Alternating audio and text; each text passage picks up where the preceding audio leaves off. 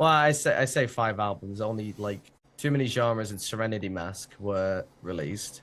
But for my YouTube videos, I like to try something different. So I tried film scoring, but obviously there was no film, so it was just a gameplay footage of me playing a video game, and I edited it with like transitions and like split up into chapters or whatever, like I guess a film, I guess. But I scored over it.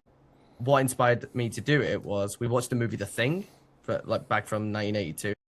Awesome movie. I loved it. It was great. It was my first time watching it, so I was like, oh damn, that's fucking cool.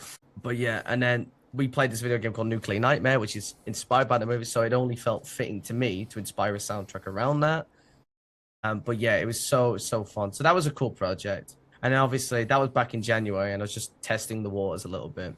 But then Serenity Mass was the big one because it was like, wow, like this is gonna have its own story. It's gonna be like 30 songs. It's gonna be like a soundtrack to a video game or a movie that doesn't exist yet. And I can't wait to do this. So that was the original intent. Anybody who's listened to the album, which is very little, by the way, stream, by the way, but anybody who listens to the album and has played games like Silent Hill, they can immediately see the inspiration because a lot of that soundtrack is used from sample CDs. Doing my research on the original soundtracks by Akira Yamaoka and looking up these sample CDs, I was like, whoa, there's so much gold. Like, it was the treasure trove to me of like different sounds and stuff. So you just throw stuff together and see what you can make, and then later on everything sort of fit into place. Like, because I had the story in mind. I've had stories in mind for years, but like this was the first time actually putting it into practice, labeling everything, make sure no, that song doesn't go there, maybe it should go here instead, and creating scenarios in my head of what these songs would fit. It was a huge challenge, I would say.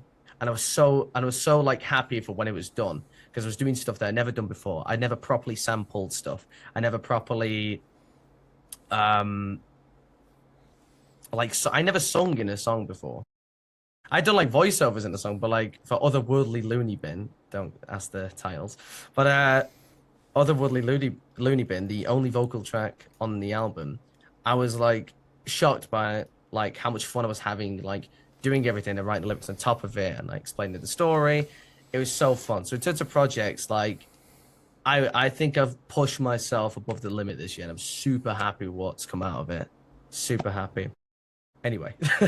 So do I get to talk now? I'm so sorry. I get on these tangents, right? Don't listen. Just don't ask me anything about like my favorite franchises because it's fine. I won't ask you about anything. It's fine. It'll be a great podcast. I just nothing.